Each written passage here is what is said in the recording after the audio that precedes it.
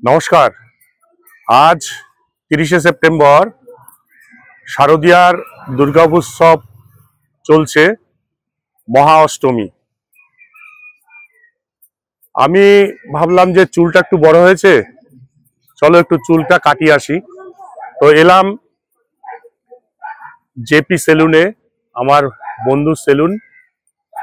তো চলুন ভেতরে গিয়ে দেখি কি কর্মকাণ্ড হচ্ছে এবং তার সঙ্গে সঙ্গে আজকে চুল কাটাতে পারবো কিনা তাও একটু দেখে আসি।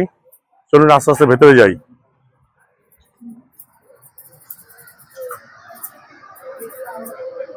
এই হচ্ছে আমার বন্ধু, আর এই বন্ধুর হচ্ছে ভাই, এরাও বন্ধু। এই একজন ওখানে আছে। এখানে সিট সংখ্যা 7-8টা হবে। প্রচুর ভিড়। মহা অষ্টমীর লগ্নে চলছে দাড়ি চুল কাটানো এবং সেভ করা, সেভিং করা, ফেসিয়াল করা, সবাই যাতে সুন্দর লাগে দেখতে। পুজোর এই কদিন সবাই আনন্দে কাটাবে বলে চুল কাটাচ্ছে, কেউ দাড়ি কাটাচ্ছে, কেউ ফেসিয়াল করছে। তার ছোট্ট একটা ভিডিও তুলে ধরছি আপনাদের সামনে। আমিও চুল কাটাতে এসেছি এবং চুলে রং করবো। এই দাদা চুলে রং করলেন, এবার বাড়ি যাবেন। আমার লাইন কখন আসবে আমি জানি না। কতদিনকার এই প্রতিষ্ঠান?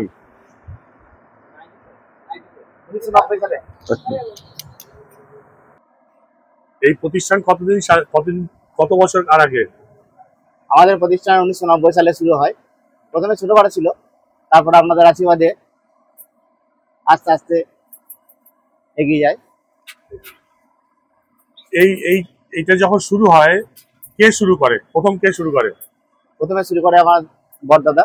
হ্যাঁ, এই যে যিনি রয়েছেন, এই তো বড়দাদা। ইনি প্রথম, হ্যাঁ ইনি প্রথম শুরু করেন। এনার হাত ধরেই সব আমরা। এখানে কি কি কাজ শেখানো হয়, মানে কি কি কাজ করা হয়? এখানে চুল কাটা, দাড়ি কাটা, ফেসিয়াল করা, চুলে হেয়ার স্পা করা, ফেসিয়াল করা, ব্লিচ করা, রিটার্ন করা, এছাড়াও ভুরু শেভ করা, চুলে স্পা করা, চুলের কালার, বিভিন্ন রকম কালার, বার্গেন্ডি কালার, কালো কালার, সাদা, সবুজ। এটা কি চুলের রং হচ্ছে? হ্যাঁ, এটা কি কালার হচ্ছে? এটা হচ্ছে বার্গেন্ডি কালার। আচ্ছা, 3.16। এটি ছামাতে গেলে কালো, রোদে গেলে লাল, হালকা লাল বোঝা যাবে। এটা খুব চেঞ্জার কালার, খুব ভালো কালার। আর এখানে কি দাড়ি সেভ করা হচ্ছে নাকি দাড়ি কাটানো হচ্ছে?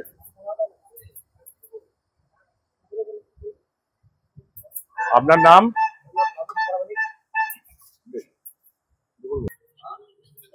আপনার নাম? আমার নাম বাবু প্রামাণিক।